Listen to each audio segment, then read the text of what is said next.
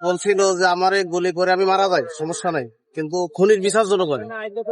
এবং খুনির বিচার যদি না করতে পারে তাহলে পরবর্তীতে আর কোনো হাদি বাংলাদেশে জন্ম নেই। তার সবচেয়ে দুঃখের বিষয়